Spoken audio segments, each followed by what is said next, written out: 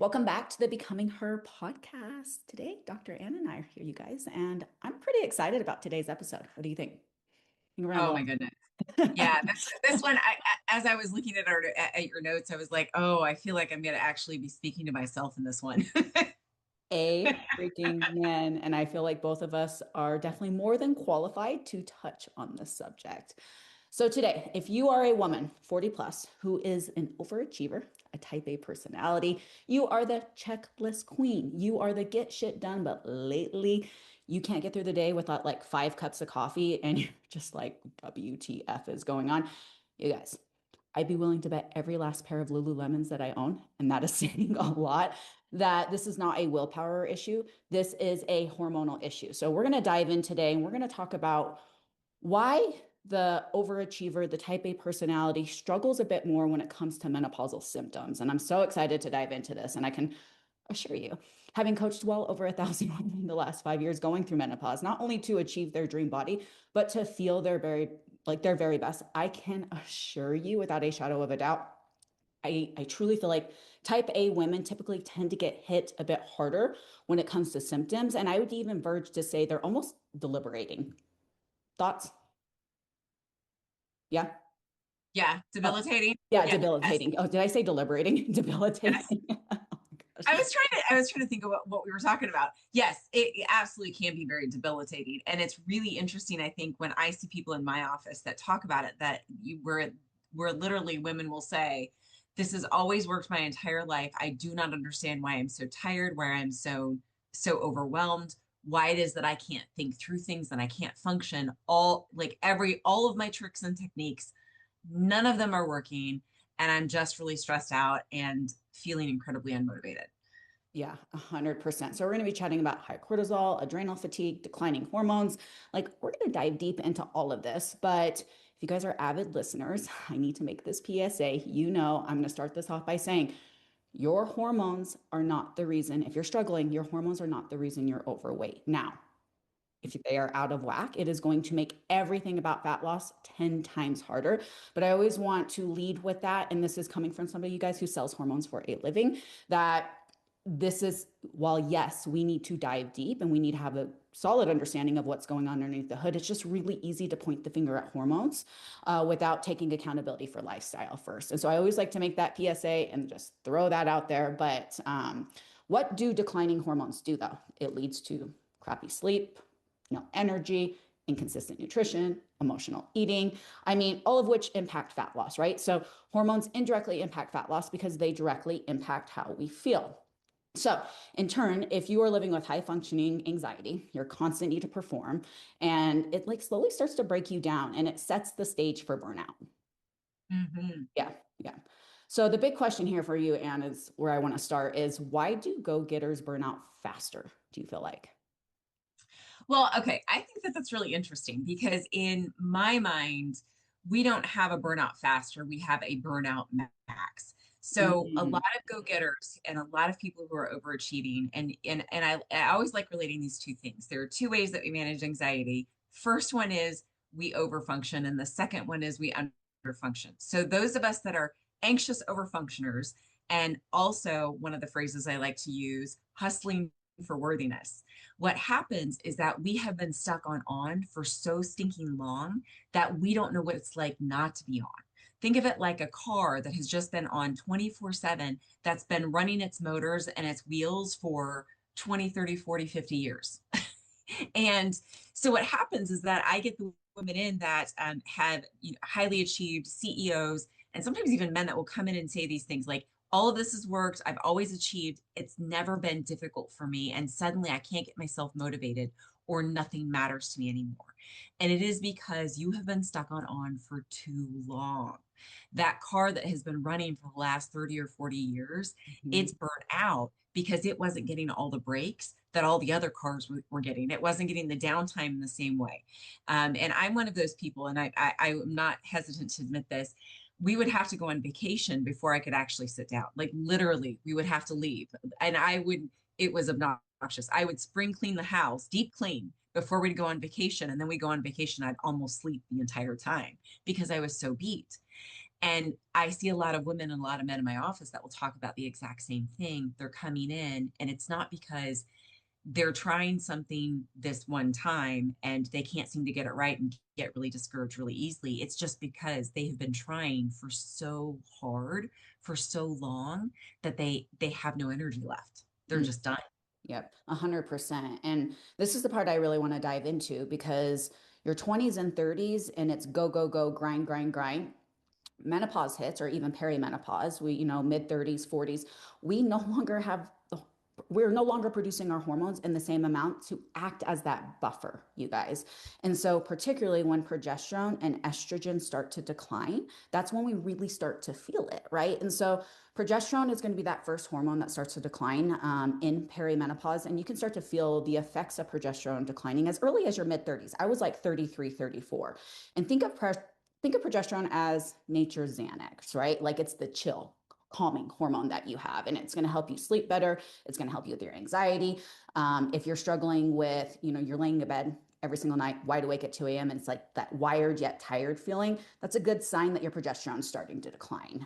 You're snapping for no reason. Your brain won't shut off at night. So that's the first hormone. And then we have estrogen, which doesn't necessarily take a full blown nosedive until we've hit full menopause, but it has its peaks and its valleys in perimenopause. And think of your estrogen as like your mood and your metabolism combined. So as we start to lose estrogen, not only do we become more insulin resistant, estrogen is that hormone that directly impacts how we store body fat, but it truly is brain fog, mental clarity. It contributes to all of those things as well. And so in your 20s and 30s, when you felt like you could just, like I said, go, go, go, and you were unstoppable. And then menopause starts to hit and hormones start to decline. And all of a sudden you're like, WTF, right? The fatigue, Yes. the bloat, the anxiety, like, why the hell am I crying in my closet again, kind of emotions. And I'm sure, Anne, you can speak to this because I know that you personally are in hormone replacement therapy as well, going through menopause. So I'd love for you just to dive a bit deeper into this. Yeah, and funny story. I'm actually postmenopausal now, so I'm like I kind of made it. I made it. I didn't realize that there was like a finish line to make it, but like I'm there, and apparently my body's not making anything. So I take everything now. And it has been so eye-opening for me in the process because my perimenopause actually started in my early 40s, and my doctor at the time actually told me that I was too young to be in it. But I have a lot of kids. My mom went through it early. My sister had gone through it early. Like it actually wasn't reality. Love this Your doctor. She's response. great, Yeah. great woman. She was amazing in lots of other ways. She was not great when it came to my hormones. And so in my journey, I was feeling fatigued all the time. I was noticing weight gain in my midsection, no matter how many crunches I did, no matter what I ate or didn't eat. I was exhausted all the time. I couldn't get up in the morning to save my soul, but I was somehow up at 3 a.m. every day like clockwork. Yep. Right. And so it was this vicious cycle, and the brain fog was just mind numbing for me. Unreal. When you say Suddenly, deliberating instead of debilitating, things like yeah. that. Yeah, yeah, yeah, yeah. As Nicole is giving a symptom in That was, real that was time. planned, you guys. That was planned. Come on. That's totally it. But I couldn't think through things. I couldn't remember words. I was tripping over sentences. I do public speaking for a living. I have met for well more professional years than I ever want to recount, but well over 20 years. And suddenly I couldn't do the job that I typically would do. And with that also comes an increase in cortisol, right? Because not only are we stressed about the changes, and but everything internally is out of whack, Mhm. and we're stressed about it, and we're also not sleeping. And then if you're anything like me, I was eating my stress. And I don't mean like horrendously. I've certainly historically horrendously eaten my feelings, but it was more like I was grazing and I couldn't stop grazing, and I wasn't hungry, but I was never full. And it was mind numbing to me because I had existed most of my life feeling like I had figured stuff out. I'd figured out my body, figured out how to eat, and was doing pretty well and kind of in a groove. And then I turned that 40, and then I hit 45, and it was suddenly like somebody took the brakes off my car, and I was headed zooming down the end of the Downhill mountain. fast. Yeah. Yes, towards an abyss or sharp rocks. I'm not sure which. Yep. And I'd love to point this out because if this is resonating at all, and you are that typical type A overachiever, and on top of the fact that as females, we speak to this often, we wear 15 different hats: mom, wife, maid, chauffeur, therapist, literally, Dr. Ann, therapist, right? You're also trying to manage a career, you're trying to run a household. When these symptoms hit, if you are that typical overachiever type A personality, you're not listening to these symptoms. You're not like taking them and like, you're like, oh, okay, I'm gonna, slow down. You're sweeping them under the rug, and you're probably like, you're grinding harder at this point. And this is definitely setting you up for that spiral again, because we don't have the same buffer with our hormones as we had in our 20s and 30s. And so perimenopause hits and hormones start to decline, and that's what is really truly leaving, or this downhill spiral that you're putting yourself in. Absolutely. Can I share a little story from Yeah, my please, own please do. experience? So as my weight was doing different things and my body was changing, and yes, there are natural changes that are going to happen regardless, all that good and lovely stuff. But I'm trying to get more control, and I did what every overfunctioner does, right? So I upped my cardio, Mm-hmm. Yep. which my whole life I'm a cardio queen. I swam competitively. I did all these things, and I love cycling. I was running. I was doing all the things, and I was up in my car. Like I was doing over 100 miles a week on my bike, outside road biking, but it was having zero impact on not just sleep. It was having zero impact on my body. It was having zero impact on my growing waistline. I thought, and in my mind, I was just trying to cope with my reality while still fighting it as hard as I possibly could at the same time. Yep.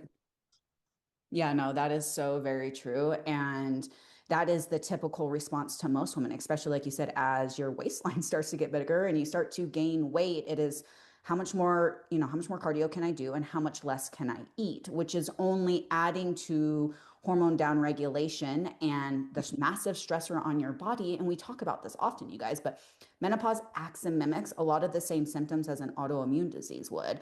And so I always say, if you're not taking a functional approach here, you are going to struggle. Menopause will swallow you whole, spit you out, and make you its bitch.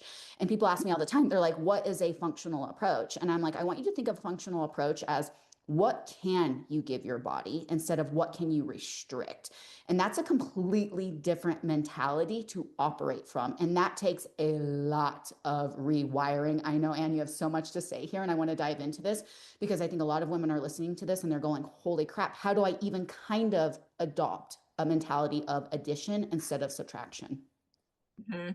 That is my favorite thing about this program. That is my favorite thing about what it is that you talk about. That is the thing that I lead with when I'm dealing with anybody, be it eating disorder, weight loss, or anything in the in between.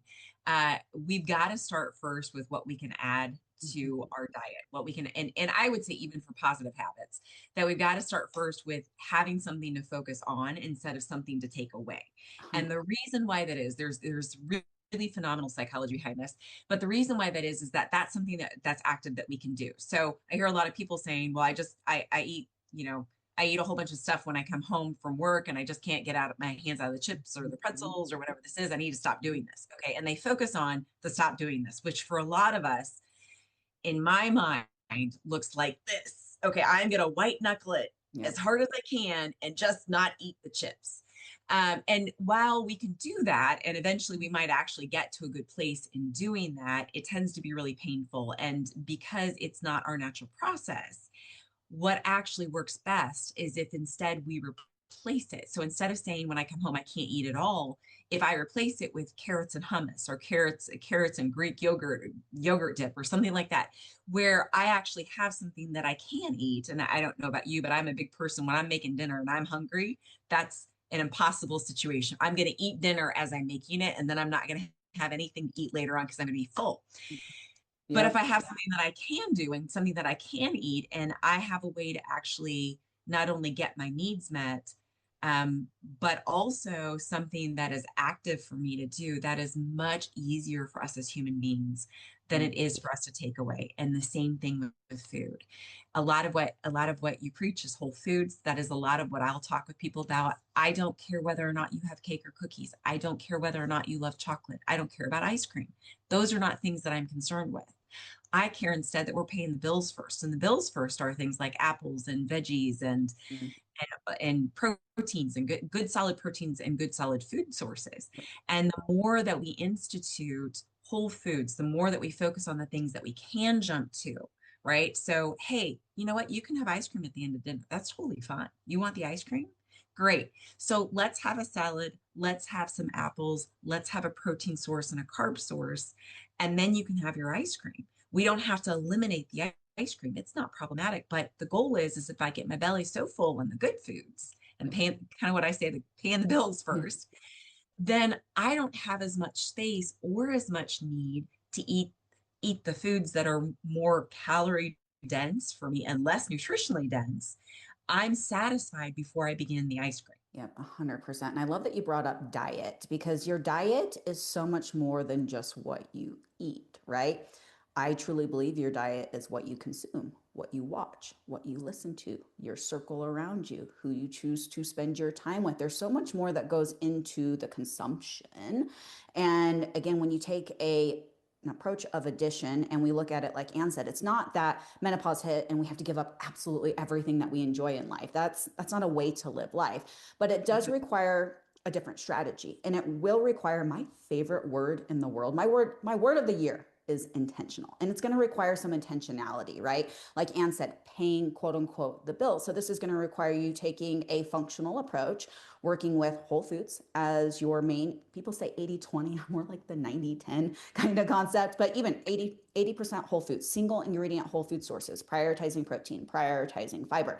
And then we have the flexibility for the fun foods, the soul foods, as we call them on our team. Because again, nobody's going to live the rest of their life, nor should you live the rest of your life never eating the cookie again. That's not a life I want to live. That is for damn sure. No, absolutely not.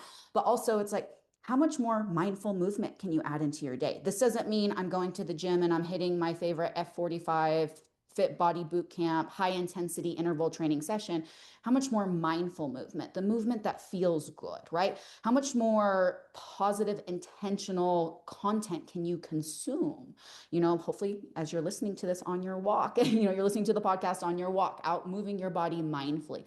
How much more rest and recovery can you add into your day? And that's something that I really want to dive into because the mentality, especially for an overachiever and a type A woman, is that rest is considered weak, right? Those who rest more, it's like, how much more could I be doing? If I'm resting, then I'm not doing and I'm not achieving. And rest and attentional sleep schedule and recovery is everything to your success. And I would say, if your body is stressed through the roof and you are not sleeping, do you think it's going to want to show up to do the damn thing? Yeah. No, Mhm. no, you're exhausted. Your emotions are all over the place. Your mood is sour. Your cravings are through the roof. It has been proven, it is a scientific fact that shitty sleep leads to low leptin and ghrelin. What is your leptin and your ghrelin? It is your hunger and your satiation hormones, right? So, anybody notice when you sleep like shit, you sleep like dog doo doo, you wake up the next day and your cravings are a bit stronger than they typically would be? There's a reason behind that. So, if your sleep is consistently in the garbage, you consistently have these intense cravings that you just can't seem to, you can't seem to combat. And, like Anne says, you're eating like a trash panda. Obviously, that's going to impact if you're able to lose body fat, right? And so with cortisol, like estrogen is a buffer hormone for us to be able to regulate cortisol. So if cortisol is, and I like talking about cortisol because I feel like it's not feel like I know for a fact it is the boogeyman of hormones these days, right? Cortisol cocktail, cortisol face, cortisol belly. Everything is linked to your cortisol. Before you know it, your cortisol is going to be the reason you owe money in taxes. I swear to God, everybody wants to blame cortisol for whatever problem that they have. And it's become this like boogeyman of hormones. But elevated cortisol is normal, you guys. A constantly elevated levels of cortisol, no, absolutely not. But acute levels of cortisol are normal, right? Like it's a stressor. It's the stressor hormone. So strength training is going to elevate your cortisol. Your cortisol is actually the highest in the morning. That's what wakes you up from sleep, with your cortisol being elevated. So there, it's very, very normal to have acute raises of cortisol. But your favorite fitness influencer needs to sell you her, hormone balancing pink drink, and she needs something to pad her pocketbook with. And it is crazy to me that it is 2025 and people are still buying into this. And so if you are somebody, though, that is high achiever, constant state of stress, you have a demanding career, a household, all of these things that you're trying to run, and you probably, I'm not going to discount, you probably are working through higher cortisol levels that are elevated more than, somebody who maybe doesn't have the same responsibilities and accountability. But again, when we start to lose hormones, they start to decline with estrogen and progesterone, but particularly estrogen, that's that buffer. And that's where women are really struggling. Hmm. Yeah. Hmm. Yeah, and I want to point out that if you're like me and you're a cardio junkie or have a history of cardio junkies. Cardio junkies. Yep, Yeah. sorry. I just lost my screen just froze out. But if we got the history of those cardio junkies and we are the cardio queens, that actually will also raise the cortisol level. Yep. And that makes it this catch 22 for us because the thing that we're thinking, and I hear so many women talk about this, well, I'm burning extra calories. That should Mhm. help me lose weight. It's calories in versus calories out.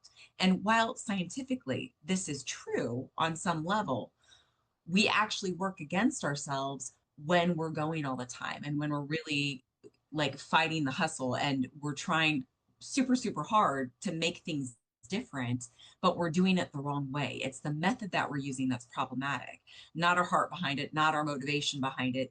It's the method that we're using that actually shoots us in the foot. 100%. And that's why I love to speak to this piece of it. And I get so very passionate because we don't work out on my team. We train and we train with intent.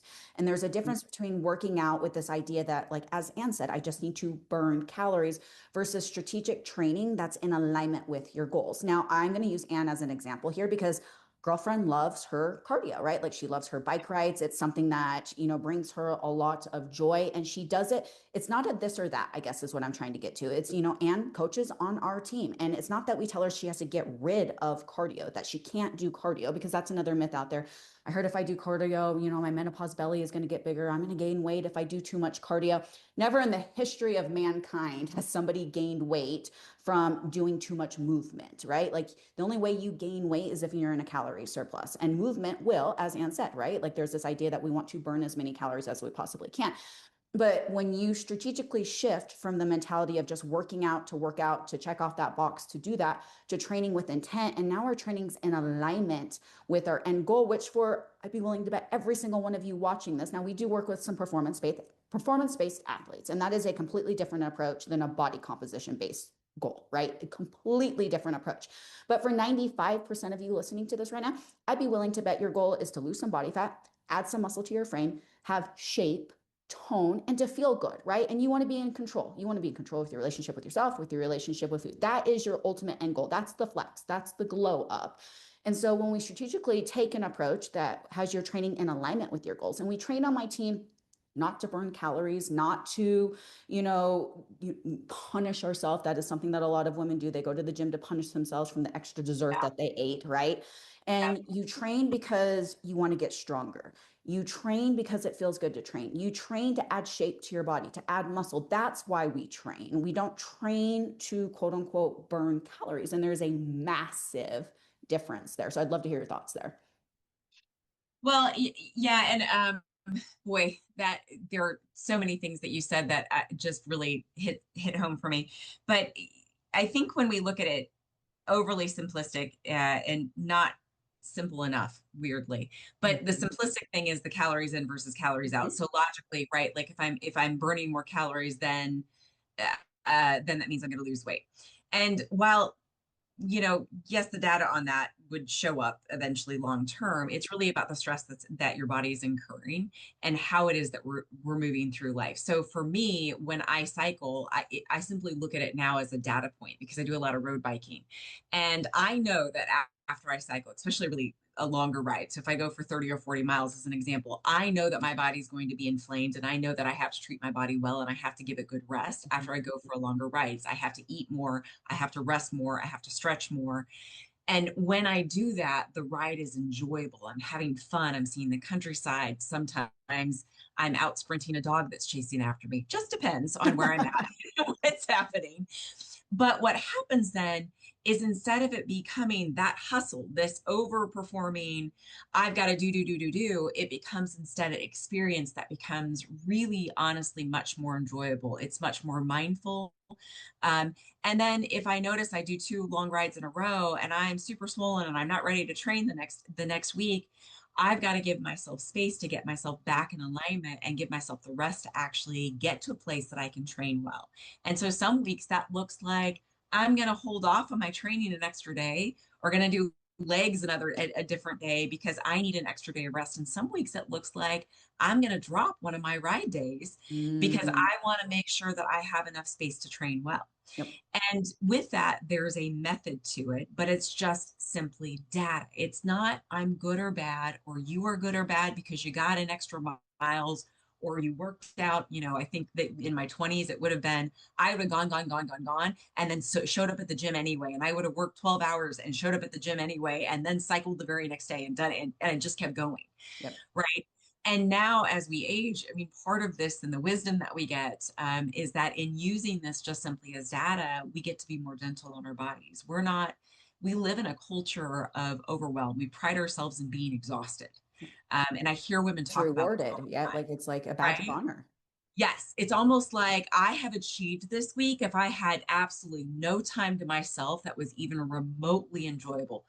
I'm not really sure where we got that, but it's really messed up and very destructive for us as human beings.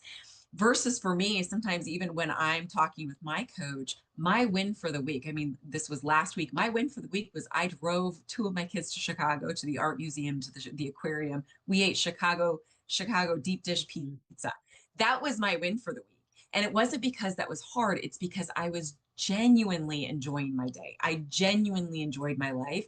I wasn't stressed about not getting my ride in. I had gotten in the training that I needed to get in, and I was living life. And that's what we need life to look like. I love that. And I want to point out, you guys, when I speak to cardio, by no means do I think cardio is bad. You know what I mean? I absolutely do not. Cardio is crucial for overall health, for heart health. There are so many amazing benefits to cardio. Now, if your goal is body recomposition, we need to be strategic about it. It's a tool in our toolbox. But where it gets dangerous and where women struggle is they use cardio as a mechanism to, as Anne said, right? Like punish themselves or to burn extra calories. And with that, they try to combine that with lower amounts of food. And just dieting in itself is a massive stressor on the body, right? Hormones are starting to Yep. decline. We are in these phases where, this is a new, just the reality of what it is, and we have to find a way to work with that. But hormones are starting to decline.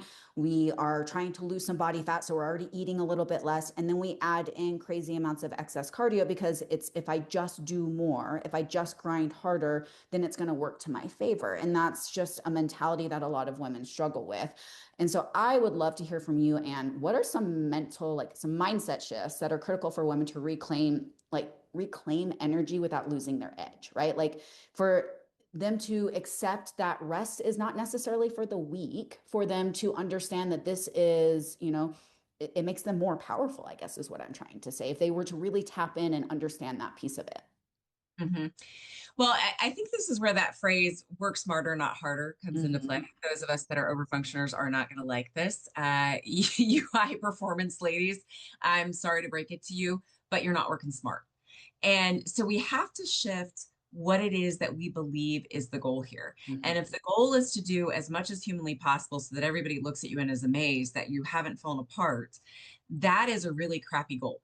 Because you can do that and lots of people can be really amazed, but you are not going to get to your goals.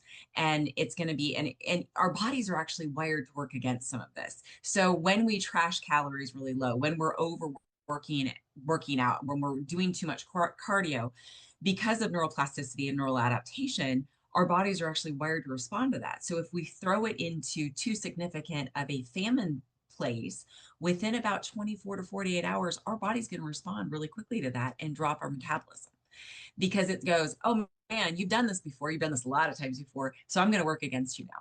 So we really have to embrace the idea that slowing down is where the fix is. And Mhm. that moves against our culture, that eating more is where the fix is, not eating less. Nope. That getting away from diet foods is the fix. Mhm. Um, and I say that, and I know that we've done a podcast on this before, but even looking at the studies on sucralose, where they show an increase of appetite 20 to 30% in human studies, but yet we still go out and we drink our diet drinks, right?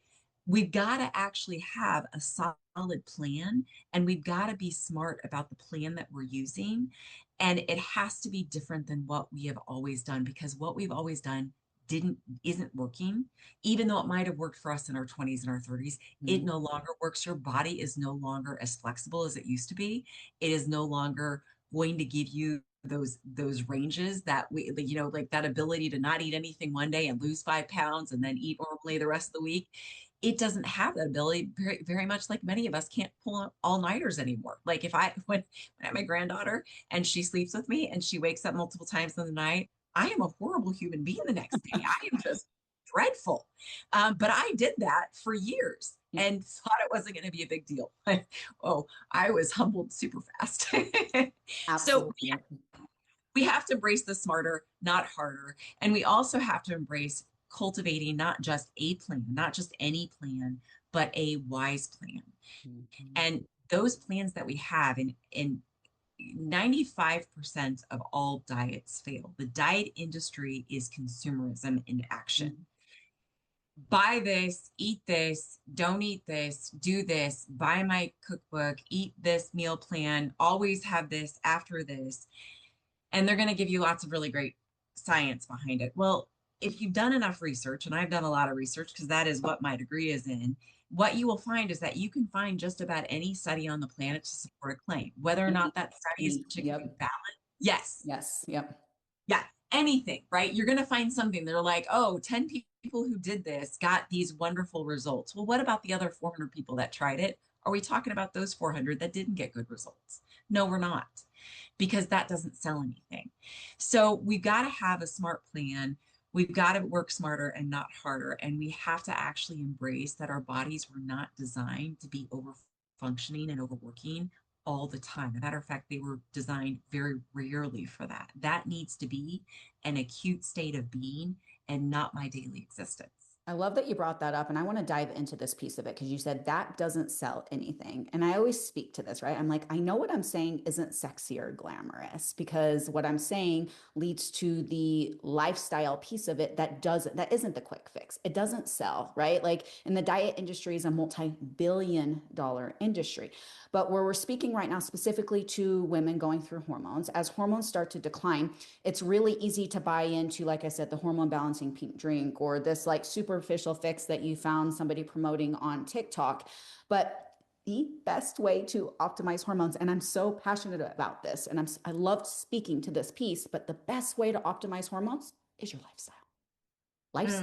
Lifestyle, Mm, lifestyle. Now, yes, while menopause is hormone deficiency, like our body quite literally stops producing these key hormones in the same amounts, right? And at some point, replacing them, like Dr. Ann said, with a bioidentical version can be a game changer. But the best way to optimize the hormones that you do have and to push the effects of menopause back by years and years, like these like insane what am I saying? The insane symptoms that you're dealing with are truly can be pushed back by years just by mastering your lifestyle. And what does that look like? That looks like nutrition that is intentional. You no longer just get to eat 1,200 calories a day of whatever, and you can lose weight. Yeah, that worked for you in your 20s and 30s. And even if you are trying to consume only 1,200 calories, the breakup of those calories matter, oh, and they matter a lot, right? yeah. You no longer just, like Anne said, get to do crazy excessive amounts of cardio to, burn as many calories as you possibly can. That doesn't work. You have to prioritize rest and recovery.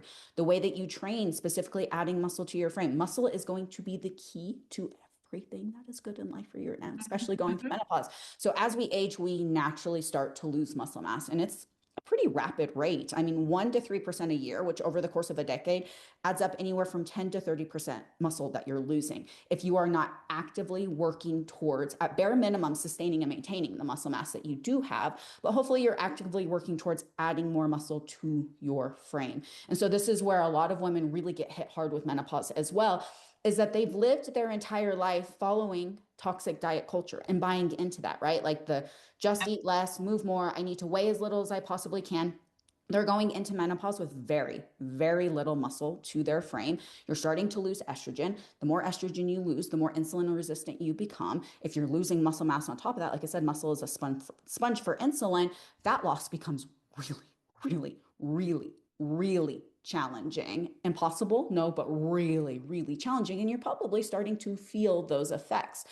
So, by just fueling your body correctly, again, enough food for your body, your goals, that's going to look very different for everybody. The breakout of that nutrition matters, and it matters a lot. And moving your body in a way that not just feels good, but is in alignment with your goals, and then prioritizing rest and recovery.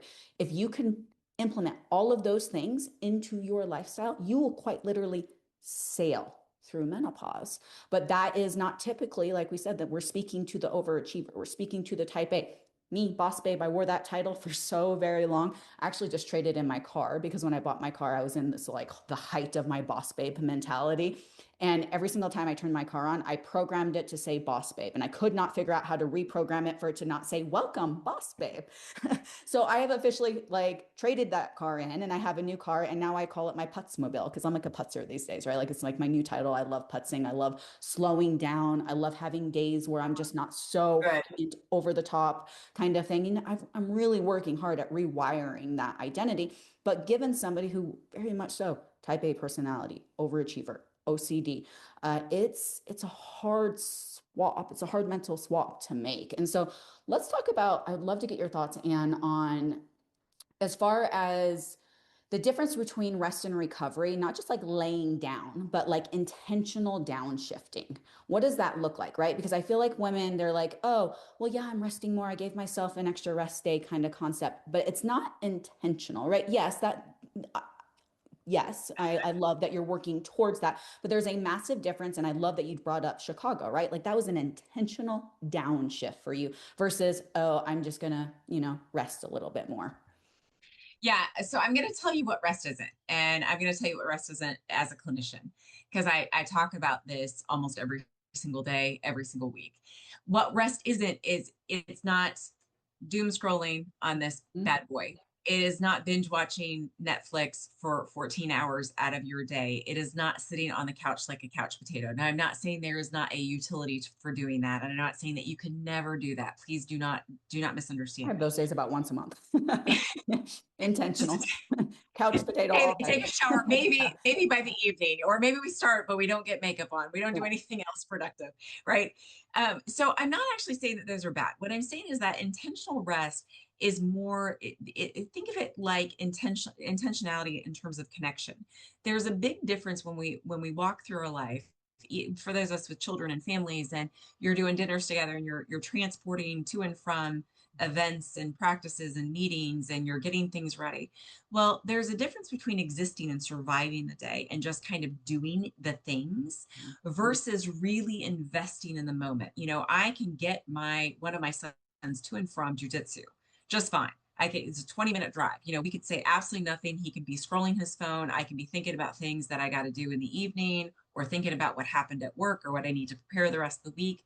And that time will pass. But when I'm intentional with the time, what happens instead is that we're actually talking, we're engaging, there's interaction between us. Or I'm listening to music and I'm singing. I love singing. Or I'm calling someone and I'm actually hearing about a day. I'm not like one of those like calls like your begrudging like call to mom where you're like, oh, how's your day? That's awful. Oh yeah, that happened. Yeah, like it's about being present in the moment. And ironically, meditation is simply just doing one thing at the time and paying attention to that one thing at the time. Cycling can be a form of meditation. Gardening can be a form of meditation. Are you active? You bet you are. But that's intentional rest. That's an investment to give ourselves a break and to do something different that kind of, in the phrase of Anne, fills up our cup. right? So we walk away from these moments with more energy instead of less. Mhm. When we're genuinely resting, even if it's a nice, slow walk outside with your husband, with one of your kids, with your dog, you're sitting outside, you're present, you're noticing how the air smells, you're feeling the Mm. humidity of summer. You're noticing what the sunset looks like or what the sunrise looks like. You're hearing the birds and the crickets. You're noticing things around you, but you're not trying to do anything. And you're not trying to fill up that time with as much as humanly possible. For Mhm. us women, we are really, really good micromanagers. And I would hesitate to say too good of micromanagers.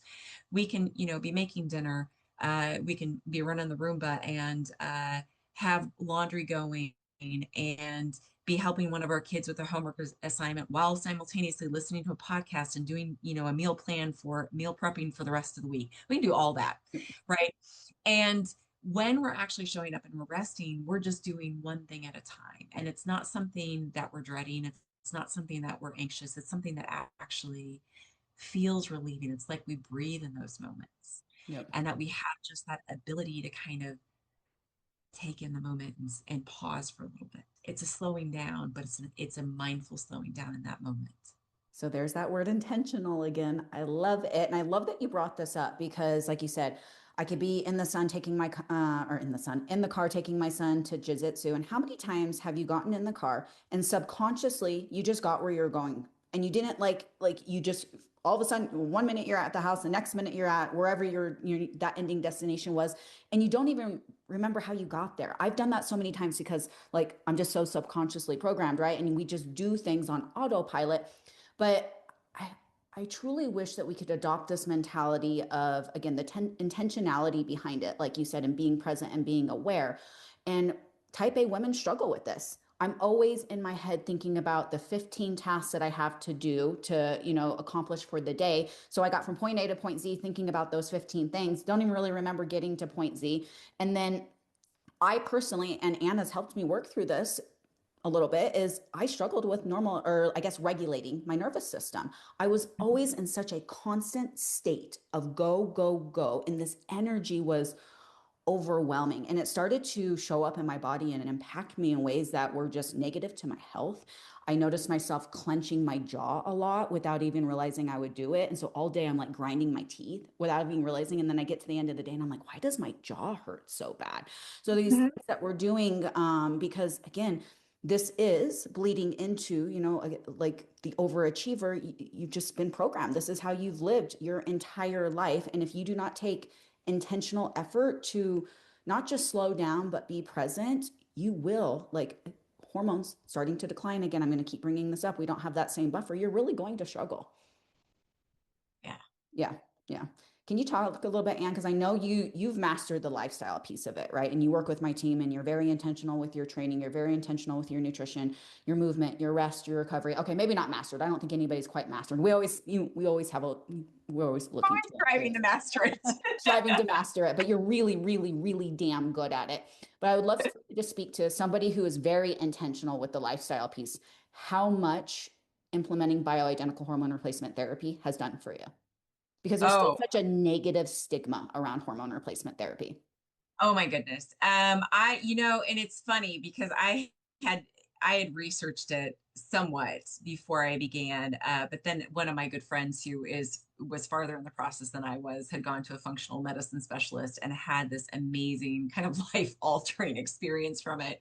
And so it was real easy sell for me because here's one of my best friends and she's thriving in life and I feel like I just got run over by a semi truck. Um, and I had always been the person who had been thriving and doing and able to do. So but what I will tell you, they will have to pry those bioidentical hormones from my cold dead hands before I give them up. But it has been so mind-boggling to me how significant that they made a difference. And I get pellets, I get them, but I get also hormones on a pretty regular basis about once every 3 months. And when I go in, I'm more alert. I sleep better. I feel better. I feel like my old self. I actually would hesitate to say this, but I actually have more energy Mhm. than what I typically would have, even prior to perimenopause beginning or Mhm. menopause. Um, and it's not hard for me to show up in the gym at 5:30, 6 o'clock in the morning, because I'm ready to show up. I'm awake. I'm not rolling out of bed thinking I can't make it today. This is awful. I'm rolling out of bed thinking, okay, I got this. Let's go do this. Um, and it is absolutely made a huge difference in my own life. And it hasn't just shown up just on the biological end of things.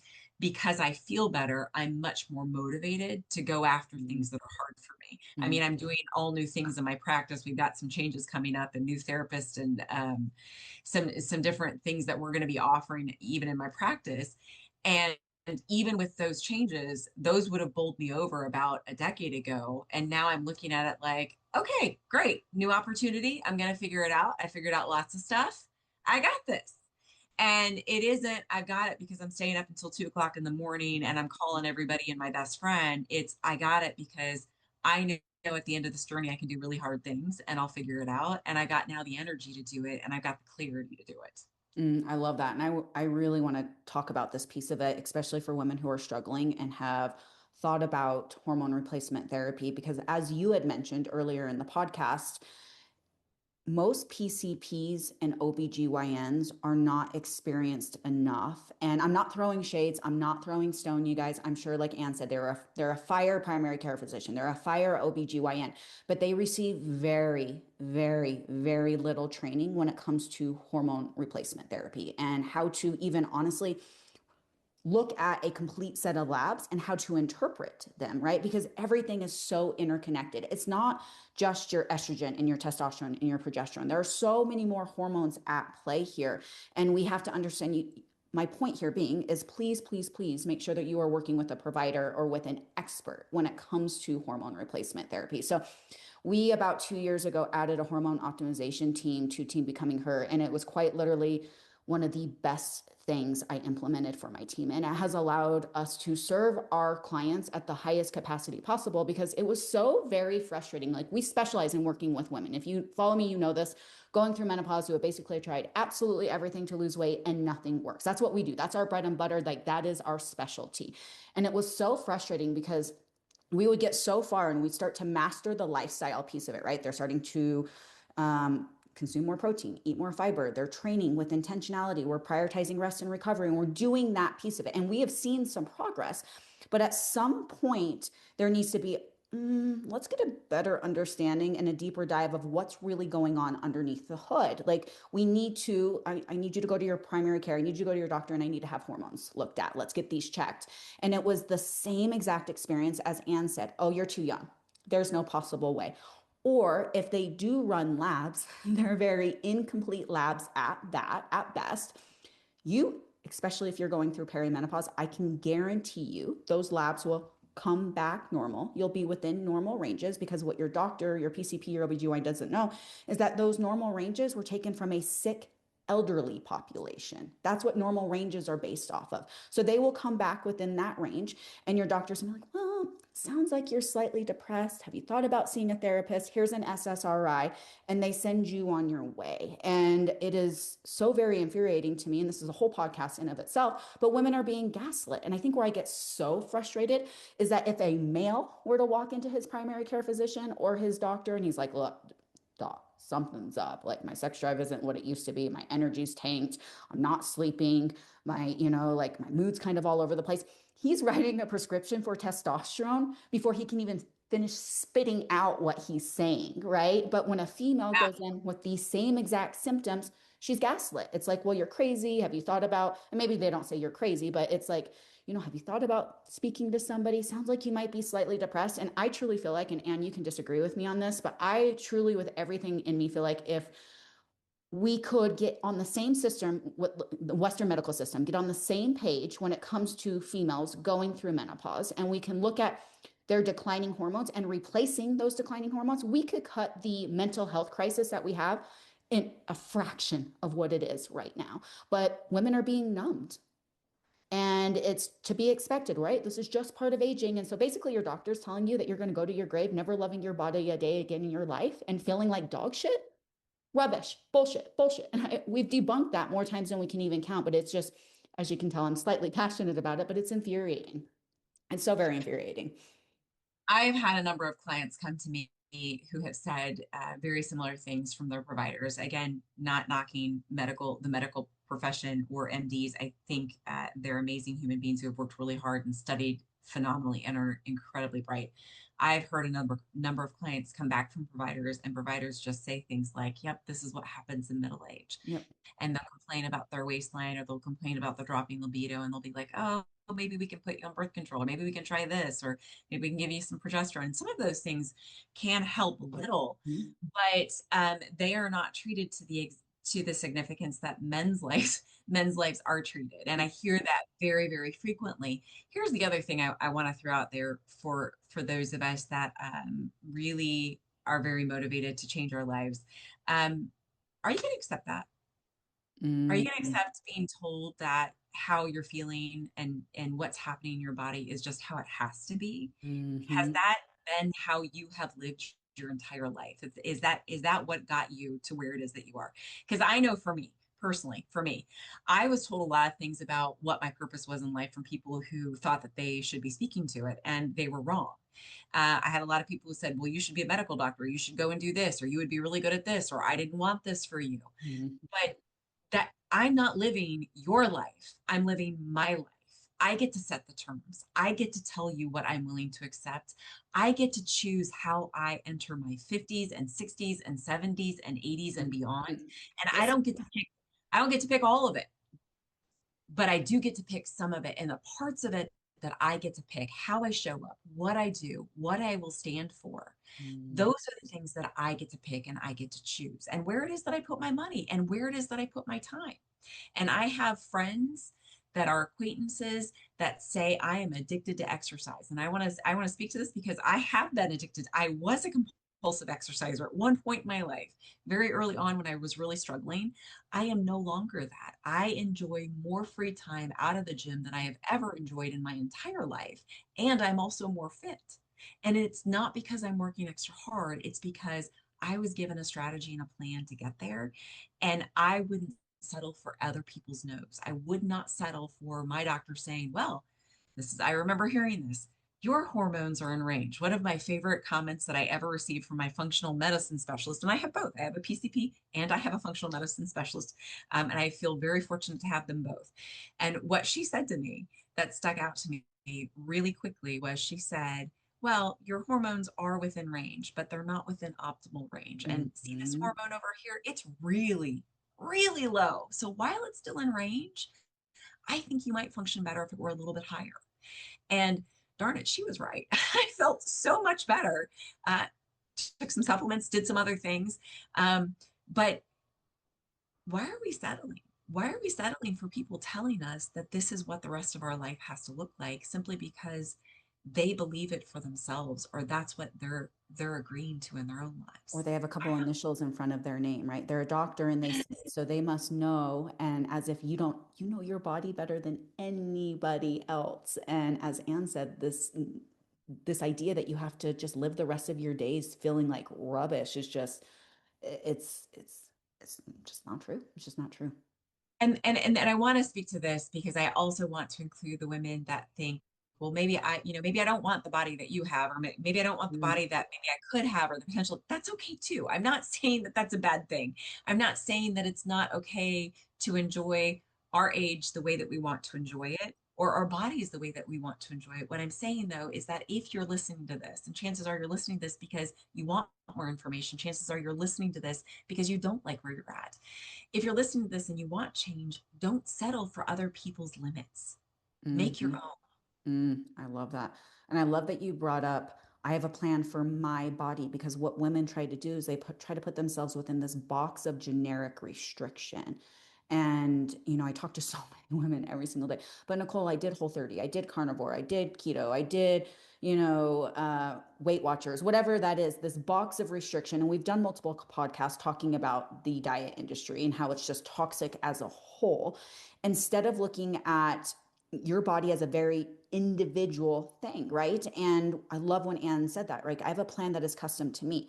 And I take testosterone, I take estrogen, or I don't take estrogen, sorry, I take progesterone, and I guarantee the amounts of progesterone that Anne takes is probably different than the amount of progesterone that I take. I guarantee our levels are different because what's optimal for me is going to look very different than what's optimal for Anne. And there are ranges of which you're thriving from, yes, or you need ranges within like how you like, so if you're don't feel good here, and even though you're within normal range, that lab tells us within these ranges you feel like dog shit and we have room to optimize. But optimal levels is going to look different for everybody. We could have conversion issues, we could have just different metabolic issues that are playing into why we're not converting hormones at the same rate in the same amounts. There are so many things going on internally, so I'm not going to get too sciencey here, but really truly working with somebody who's going to treat you as a human being, an individual human being, not a generic masses. And that's where most PCPs and OBGYNs fall. They want to label you within the, normal range. And if anything outside of, if you're within range, they can't help, they can't support, they can't serve you.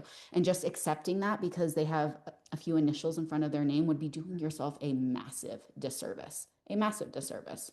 So, and like I said, adding our hormone team it has allowed us with that customization piece. So you now have your one-on-one coach in addition to our hormone optimization team, putting a plan and a strategy truly custom to you together because they go hand in hand, you guys. I cannot stress this piece of it enough. You can take all of the hormones in the world, all of the supplements, all of the peptides that are out there now. But if you do not have lifestyle mastered, you might feel better. And I'll give you that, right? You will absolutely feel a little bit better. But hormones, and I bring this up because in my DMs day in and day out, but Nicole, I started testosterone and I still haven't lost any weight. I started this hormone and I still haven't lost any weight because there is still a massive misconception that hormones equal fat loss. And no, again, you guys, when you show up, like you have more energy, you're moving your body more, cravings aren't as high, you're, fueling your body intentionally correctly with the proper nutrition. That's what drives fat loss. But hormones are not a strategy. They're not a plan. They're not. You need both on both ends to be able to truly, and like Anne said, you may not have a goal to lose any weight, but to truly feel the best about yourself and to, if you do have a fat loss goal, for sure, a strategy, but ultimately to get to a place where we not just achieve said results, but we're able to sustain said results and we feel our best doing it. Absolutely. Absolutely. Mic drop. Nailed it. I wish I had a mic just to like drop right now. Bam, boom, boom. Preach. That just reminded me of that boom bop bam bam boom bop bam. That trend that was going around TikTok. I don't even know the words and then my son played the song. He's like, Mom, and he's like, you're not singing it right. I'm like, I'm apparently not cool. I don't know. He's like, I'm not. I don't even I'm know not who it that. is. I'm not that hip anymore. I'm not. I can't keep up with the lingo and the verbiage and all the songs and all the things. I only know the songs because they're TikTok trends, and I'm obviously like, on TikTok Yeah. quite often. But that's the only reason I know any of these songs. And so that it'll come on and I just sing the like chorus, and he gets so embarrassed. And it's just like, stop, stop. What is life if we can't embarrass our It's your children? kid, right? All right. Well, I think this is a really powerful way to, talking about me embarrassing my child, but a really powerful way, kind of just wrapping up with the hormone piece of it with this podcast. But anything else to add? And just like I said, coming from being very much so a high functioning type A individual yourself who has struggled with these things, like you said, your entire life leading into finally getting coaching, getting help, and now optimizing your hormones. Do you have anything to just wrap up with? Yeah, try something different. Try Mm. something different. What you've been doing isn't working anymore. So it's time to kind of break the mold. Yep, 100%. And I would say, guys, if you're sick and tired of feeling sick and tired, you're sick and tired of doing all of the right things to get zero zilch, not a results in return, and you want to know what it would look like to work with a team who understands the female body, metabolism, hormones, I'm always a message away. The application is linked in the Spotify, the show notes as well. And your support with just sharing the podcast, liking, giving a 5-star review, leaving a written review really helps as well. We truly appreciate every single one of you guys. And we will see you guys in the next episode. Bye. If this is helpful, give me a like, follow me, or subscribe for more.